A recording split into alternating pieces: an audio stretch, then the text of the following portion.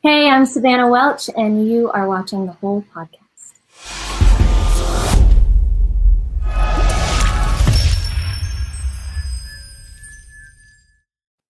Welcome to the whole. I am Rob Sprance. I'm Lori Levine. And we are joined by Savannah Welch. Savannah is currently, talk about the cool gig, playing Barbara Gordon, Commissioner Barbara Gordon in Titans. Welcome, Savannah. I'm so glad you could join us. Thanks so much. Yeah, thank you for having me. So, in watching this show, like Titans is a very cool. The comic books, all of these different comic book shows and stories are now starting to interweave and intertwine, and they're expanding the universe constantly. For you to get a role like this, of all the roles, it's very cool to wind up in Gotham, which is just seems like a terrible place to live. But to wind up with that is fantastic. How did you wind up getting that? Yeah. I auditioned for the role. This was January of 2020, so just before the pandemic here in the States. And I auditioned for the role, and I got a call back, and then didn't hear anything after that, and just kind of figured it was another gig that I didn't book. Just kind of guessed that ship had sailed. And then in August, I heard my agent heard from Titans production that they wanted to bring me back in for the role, and I guess that they had just been shut down for the pandemic is why it was sort of halted there in Januay. So why not torture everybody who auditioned is waiting to find out? And from what I heard you mentioned that when you went to audition, you didn't even know what you were auditioning for. Like, they kept it so quiet that they kind of slipped a curveball at you. Yeah.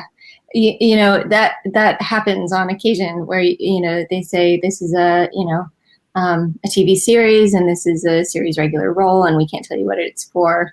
And they'll give you fake sides for it. And I think that first audition, the scene was the role of an attorney who was in a wheelchair. Okay. Yeah.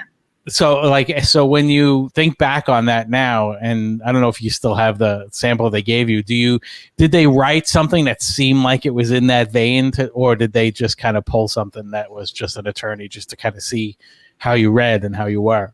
Yeah, it was a bit in that vein. It was definitely a woman in a position of power, and she's very intelligent and definitely a boss. Like I said, in a position of power. The scene was with another female and maybe an associate or something, and so I do remember that the scene was she's definitely tough. But also she does have sort of a soft spot for other women who are up and coming in that same industry. So it's relatively safe. So do you find out what it is at the same time you get it? Or is it even more torture where you find out what it is and still don't know if you have it at that point? Yeah, I think that when I was called back after that first audition, I was told what it was for at that time. Yeah. And then you wanted so much more, right? Oh yeah, of course. Yeah, I mean, you've been in other things. You were in Boyhood, and you were in Six for the for the History Channel, and it's not like this is your first role, but this is a big one. Like this is a major role to be Batgirl. Yeah, absolutely. Yeah, when I do remember when I auditioned for the Tree of Life, Terrence Malick film. I auditioned for 6 months without knowing what it was for. Wow. So, it's always different, but I do remember after that first, after the callback and I was told what it was, I definitely invested in that and watched the first 2 seasons and really became a fan of the show. Mm. Yeah, very cool. So, you said you watched the first 2 seasons, but this is something that I can imagine when you're taking a role like this, because in doing some more research just on you, the second you're announced, this comic book world, they go crazy over every little detail and they know every little nuance. Did you is that a little intimidating? Did you have to go back and do a little more lore? I mean, thankfully, I was thinking if it was me, okay, at least it's Batman. Like everybody knows Batman. Like at least it's Gotham, But did you have to go back and did you get into some of that back lore of it beforehand? I did. In some ways, I was very intentional about what I looked at and what I didn't, and what I read and what I didn't, and I didn't want to be too overly influenced by other representations of the character, but I wanted to honor the aspects of this character and the storyline that were going to be a part of the show. And so there were a lot of conversations with the writers and the directors about who is this and what is the story that we're following, so that I could just develop this character and who she is and what her background is, and sort of bring more life to her from a more kind of grounded perspective, if that makes sense. Yeah, it does. And I don't want to give any spoilers away, but at the same time, she's a badass. She doesn't she doesn't let anybody walk over her, and that includes Bruce Wayne. She's the character's not afraid to stand up to pretty much anyone. And I do hold out hope that we're going to see a kick of the ass too. I have a feeling that might be coming. I won't, I didn't get to that point yet, but I'm hoping for it. I am. Do you notice like the fans starting to pour in after? Like, did it happen after the first episode aired? Did it happen when you were announced? Like when did that start happening? Because I know they're coming, because those comic book fans are diehard. Yeah, both. After the announcement, it was that was quite a thrill. Just seeing the way that the fans responded. The fans of the show, fans of the DC universe, and that was amazing. It was just, there are so many people who are very passionate and very invested, and and then seeing the positive response from the first 3 episodes after those first 3 were dropped. It was mostly a pretty overwhelmingly positive response. It seemed like, at least from what I saw, and that was such a relief. Sure. I really didn't know. I didn't know if people would say, this is totally not the Barbara Gordon that I envisioned, or this is all wrong.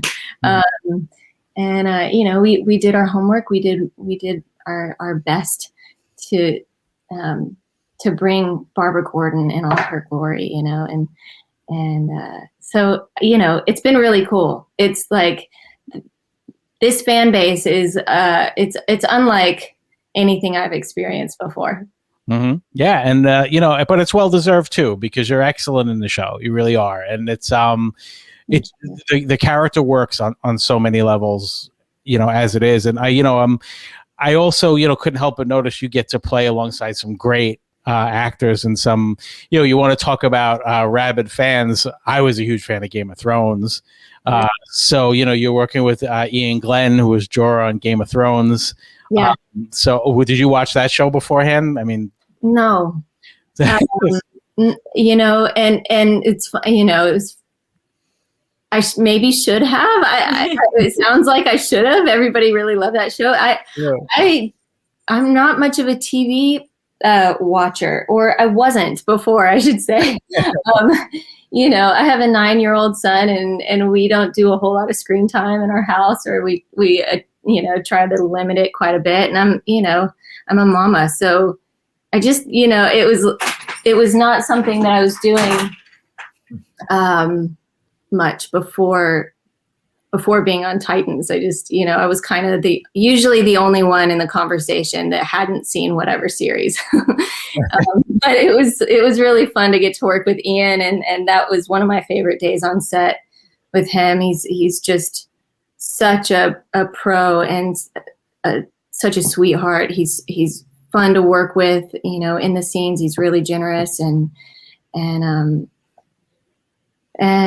it was fun. He's a guitar player and so is Brenton. So am I. So that day it was great. We had a couple of guitars offset. And so kind of between setups, we got to pass the guitar around and song swap a little bit. And that's great. Yeah. And, let's talk about that. I have guitars in the back here too. So, on the music side, I definitely, you have a band called the Trishas, which you have, I think is an EP out. There's an album called High, Wide, and Handsome, which kind of is me on a weekend. But it's kind of cool to see that you were. I'm curious as if you were in more on the musician track. Would you prefer to do that? The acting, like which one came first? When you're also a songwriter, I think, right? Yeah. Mm-hmm. I have done those things also. I've dabbled in a few different things. I always have like what's it called, imposter syndrome a bit. Talking about this stuff because I can say I'm a songwriter. I think I wrote 3 songs total last year. That counts as a songwriter. That's the thing. A few started recently, and I'll probably finish them in about 10 years. But yeah. I guess I grew up in a musical family. My dad is a songwriter and a musician, sings Kevin Welch, and we grew up in Nashville. My older brother is also a songwriter and a musician, Dustin Welch, and they both make records and they play and tour those records pre-pandemic, and so that was kind of the world that I grew up in, was just getting to really just be submerged in that world, in that industry, and songwriters and staff songwriters and studio musicians and people who are on the road all the time. And that was kind of the family business in some ways. And I think, not that I intentionally needed to rebel or do something different, but I always had an interest in music, and that was just kind of always a through line and something that we always all talked about, was songs and songwriting. And I loved to play the guitar. Mostly did that when nobody was home.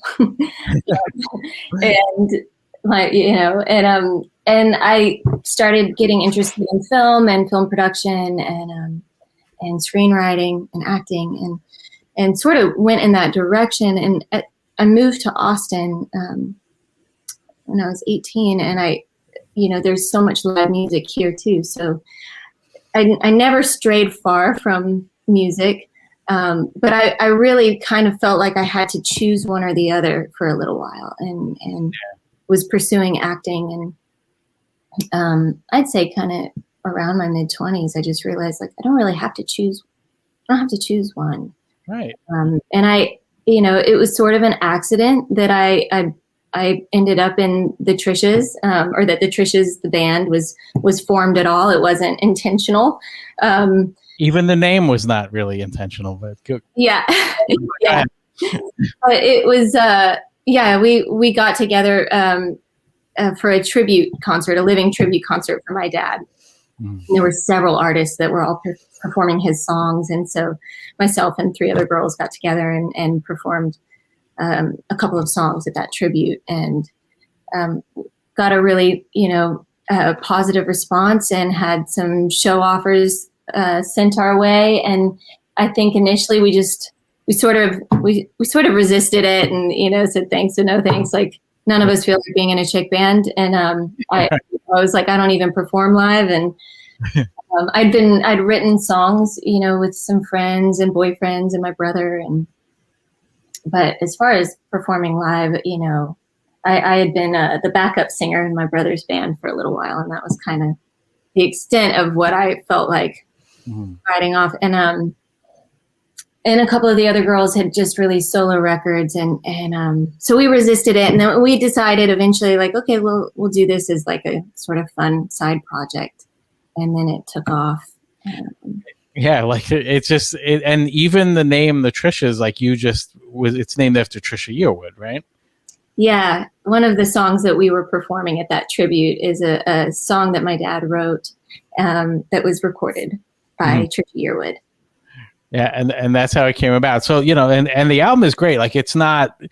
It sounds like you were coerced into making a record, but it's a good record. It's not like you just did a demo at home. Like it's really good. Thank you. Yeah. So and I totally like get what you mean about having to choose one or the other. Like I go through phases. Like I'll dive into this show and that'll be all I do, and then all of a sudden I'll dive into music for a while, and I won't want to do one while I'm doing the other. And it's just, I mean, there's only so much time to go around, especially, if you have children in your case, there's only so much time to go around. But I did know she also played the mandolin. A little bit, yes. So I'm so curious, like how different is that? If you play guitar, like, can you pick up a mandolin, and is it pretty similar, or is it just way different? If you play the mandolin properly, I wouldn't. I again, imposter syndrome here. I could never really claim to be like a mandolin player because I never felt like I dedicated myself to like any mando technique, which there is mandolin technique, and but in the Trishas there were some of the songs in our set, and we just didn't need 3 guitars on stage, and we needed a mandolin, and I kind of volunteered to learn those songs on mandolin and learn the chords and could play, rhythmically. And it's fun, it's a totally different sound. And I have been playing on this octave mandolin that belonged to my dad that I kind of borrowed long term. And it's been fun. I started a song on the octave mandolin, and I feel like it, different, and you can write on different instruments, and it sort of inspires, different style writing. So, yeah, it's funny you said imposter syndrome. That's one thing when you see someone playing the mandolin, you go, "Oh, that's a musician. She just picked up the mandolin. She knows the way around." But you're very good at guitar, and you have a beautiful voice. So I know you like to pretend that you have imposter syndrome. But come on, that's a really good record. So you should be proud of it. Thank you so much. I am proud of that of that record and the time that we spent on the road. My son was born while I was in that band, and he was on the road with us off and on for the first 3 years of his life, and so it's a special time for us. Yeah, sure. I mean, that can't be easy going on tour and then having a baby. Having a baby. Like, wild. Not that you did it on stage, but still, like, it's not a sometimes on stage. Yeah. How far into your pregnancy were you still playing shows? 8 months. Wow. Yeah. So that's right to the end. Yeah. Our last show was our last show on the road was in Asheville, North Carolina, and I remember we drove through the night after the gig back to Nashville.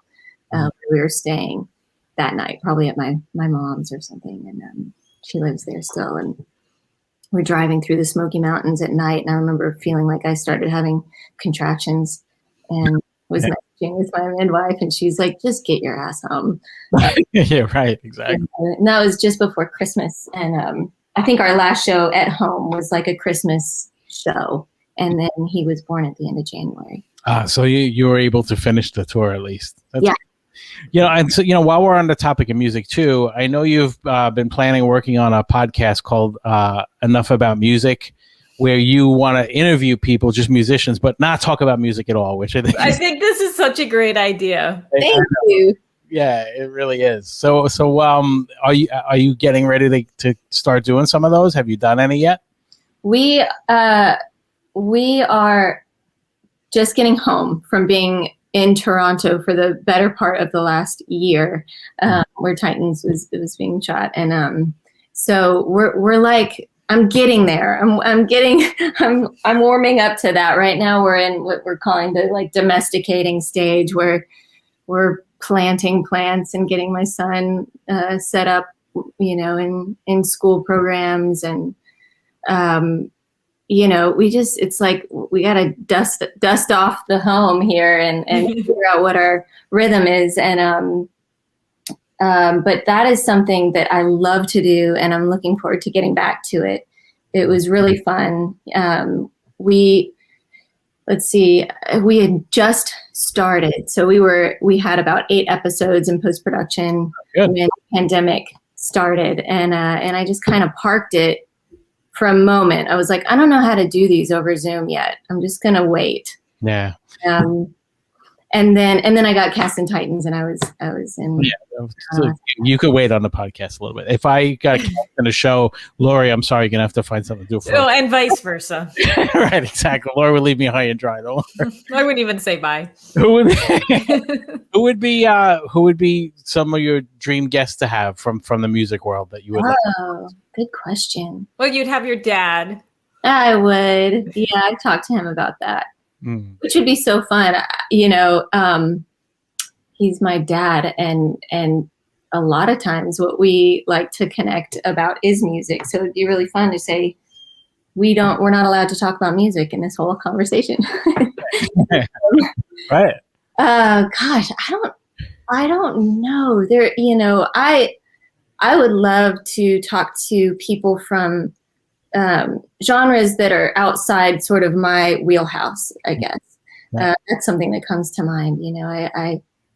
I love the community of musicians and got, so many near and dear friends in sort of our community here in Austin and Nashville. And I also think that it would be really interesting I think I would probably learn a lot if I was able to branch out into some genres that I'm not as familiar with. Yeah, and one of the biggest challenges will be, especially if you talk to people that you're fans of, like how are you a fan of someone for so long and then you can't ask them about their music? It's such a cool premise. Like it's just like I don't know if I could do that. Well, there are several artists that I got to interview that I am huge fans of them. Ah, that's great. And it was really fun. And it was kind of an experiment at first. I didn't really know if people would want to do an interview like that. But I remember, being in the Trishas or being, in the Welch family and being interviewed about our music. A lot of times you're asked kind of the same stock 10 questions over and over. And yeah, I love the opportunity to just kind of say, what do you want to talk about? Anything else? And it was really cool, just to see what people came back with. And it was always really unexpected and cool and interesting. And those conversations were just very much conversation. It wasn't an interview. It was organic. So then let me enough about music you then. So what's on your mind these days that you passionate about that you like to talk about? Okay, let me think about that. I just stole your podcast premise. I'll only do it this time with you on, I promise. You just turn the tables on me.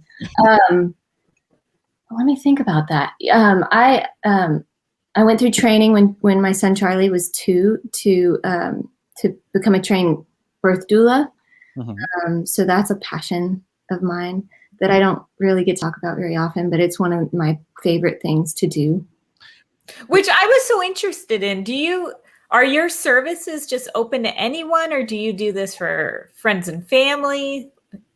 So, I guess I would be open to anyone. For the most part, it's a word of mouth thing. I was never kind of affiliated with a birth group because I was on the road and I was a mother of a small child. So a lot of that was close friends. My very first doula client was one of the other Trishas in the and I got to be my sister's doula, and I got to be another mama musician in Austin, her doula for her first child. And so yeah, initially it was just it was word of mouth, and it was so that I could provide that service and that support to kind of my sisterhood in my community, and then I've had some other referrals and have gotten to attend births with other people that I didn't know personally, and they're great too. So I don't have to worry about it, I guess. Yeah, that's great. So for those who are watching right now or listening right now, what is the difference if you use a doula? Obviously, a lot of people don't want to go to a hospital and get painkiller drugs and have a child. So what do you bring as that experience? Like what are the differences? Sure. Well, a doula provides emotional and physical support for the laboring mama and her partner or the other people in the room. Sometimes there are other sisters and there are other people, family coming in and out. So the emotional and physical support essentially to help everyone else facilitate a safe and supportive environment for the mom in labor. And so that might look like helping the partner know different comfort measures for different stages of labor, and being a presence that's there consistently from the beginning to the end, or as long as they want you to be. So, and that is even for moms who do want pain medication or do elect to have an epidural. Really, it's to be emotional and physical support no matter what their choices are. So someone could call you and say, my body is doing this, and you could like walk them off the ledge if they're frightened. Depending on what they say, I would probably say, great, call your doctor. Call your midwife. Calling me. I support you, but call your doctor. Sure. I mean, I think some people don't know if they should call their doctor, or they hesitate, or I don't know if this is a big deal or not, or I don't want to bother them, or if it's in the middle of the night, or, and so oftentimes, we do get those first calls. And I think part of the job as a doula is to know when it's important to refer them back to their care provider. So we don't provide any sort of medical support. At least we're not supposed to. Now, did you have a doula for your child? I did, yeah. You did. Okay. So you were you already doing it at the time? No. Oh, you weren't. So that kind of you then realized what a benefit it is and wanted to do it. That's really cool. Yeah, I had a very positive experience when I had Charlie, and my birth doula was one of my closest friends and still is to this day, and she was a huge asset. I mean, it would have been a really different experience had she not been there. So that was inspiring, but also my mom in the 80s, she had all three of us kids at home. She had home births with all three of us, which was pretty uncommon at that time. And she had other women around her and friends of hers. They just didn't call themselves doulas, really. Back then, yeah, I guess it's true. You always have someone that you can reach out to. It just kind of makes it a little more official. Yeah, I guess it's very cool. Yeah, that's there are so many different things about you that I wouldn't have expected, and that was definitely one of them.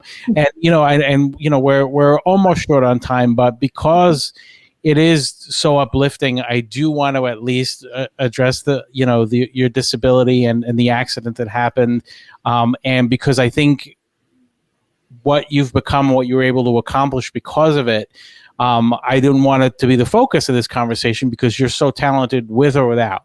But the fact that you had an accident where you lost a leg, and you've turned that into such a positive and such an inspirational story for everyone that we should at least address that. Thank you. It's definitely one of those things that, and I think this is a really pretty relatable experience in life, is that there are so often things that you think, well, that'll never happen to me, or that those kinds of things happen to other people. And not that I ever even considered the idea of that I would maybe lose my leg or lose a limb, and in fact, I probably took them for granted. We all do. It's easy. It's Sure.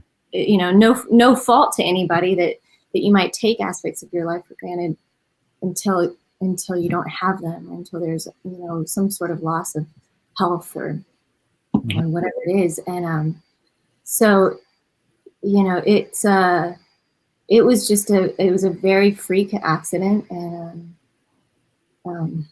my leg was severed, so it wasn't even like something that I lived with and had to make a choice about. It was, I came out of surgery and it was gone. Yeah, and it was sudden. It's not like some people would get sick and there's a possibility, and it's just one day you wake up and the next day you don't. Yeah, and it might have been more challenging. It might have been harder to live with that possibility for a while, and have the space to ruminate about it or fear that. But I didn't. I was in some ways sort of saved from having to think about it and fear and go into fear about it and make that decision. It was not my decision to make, and so I think in some ways that allowed me to acclimate and to adjust and just accept it much quicker. Yeah, I can't imagine what that must be like, just waking up and hearing that.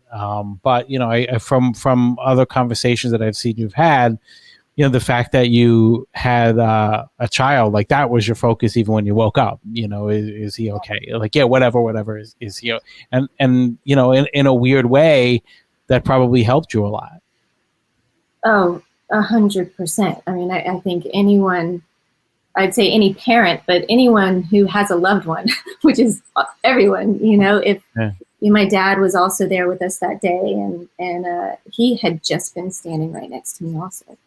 And I was really aware of the fact that most likely Charlie would not have survived that. I don't know that my dad would have. And so, it was just such a close call, and they were fine.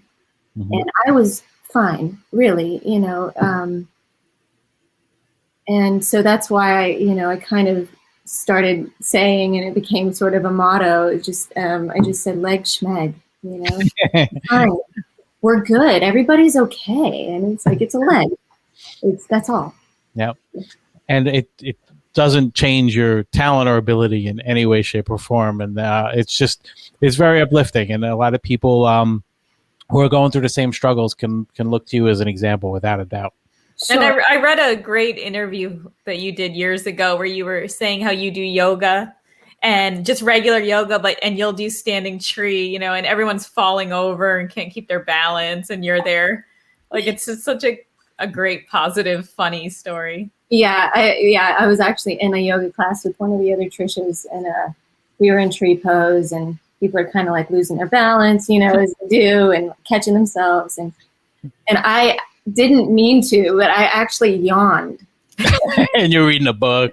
Yeah, and she looked over at me, and I can't remember what she said, but I think it was something. She was like, "Oh, shut up," or like, I was like, and I laughed because I realized I was standing there and like yawned. But yoga definitely was really helpful for me, and just strength building and balance, and when I was recovering.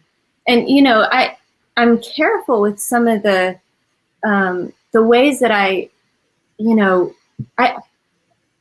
talk about this, because I in no way ever want to minimize my struggle or somebody else's struggle. I don't want people to hear my story and go, "Oh, that's so inspirational," and then in some ways that would feel they would turn that into shame about the way that they are responding to a situation, because every situation is so different for everyone, depending on what the circumstances are, depending on what their history is and their past experiences, So, I'm always careful, because pain is pain, and there's no right way I guess the right way, in my opinion, would be just to honor what's true for you, even if it is, I'm really struggling right now. And I, I definitely had times when I thought, I don't know what my life's going to look like anymore. Or can I still do these things? Can I do any of these things? And thinking that I had completely missed my opportunity to learn how to, whatever, XYZ, surfing. Surfing was one of them. And my family, we were just in Hawaii, and I signed up my son for a surfing lesson. And the instructor saw me and saw an opportunity, said, "Do you want to try it?" And I was like, sure. And, I got to try it. And so anyway, that's just an example of, there are always, it's always a process. And the last thing that I would want anyone to do is to just bypass, whatever it is that's true for them in their recovery, because they think, well, who am I? This girl is dealing with this, and, I shouldn't be feeling so down, about my situation. Yeah, but at the same time, you have no one that's going to whisper in your ear when it happens, "Don't worry, you're going to get a major role on a major show, a superhero show." Like that doesn't come. So you almost, you gain that strength by going through that process and going through all of it that comes with it. And, I'm just so happy that, the success that you have is just so well earned, and it was just so great to talk to you. And I want to make sure that all of our listeners and all of our viewers follow. She's got a great social media too, by the way. Follow Savannah on Twitter. She's Van Rose Welch, and on Instagram she's Savannah Welch. You get a lot of backstage, behind the scenes photos of her, and you just wrapped. Season 3 is completely done now, right? Yep. That I am aware of. Yeah, I just did my last ADR session yesterday.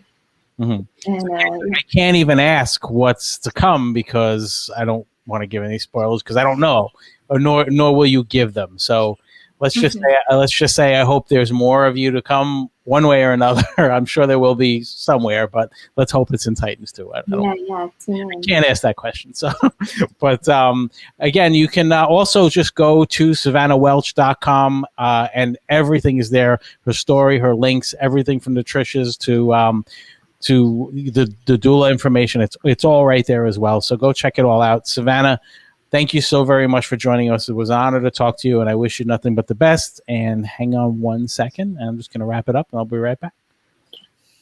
All right. Thank you for listening to The Whole. I am Rob Sprance. I'm Lori Levine. Bye for now.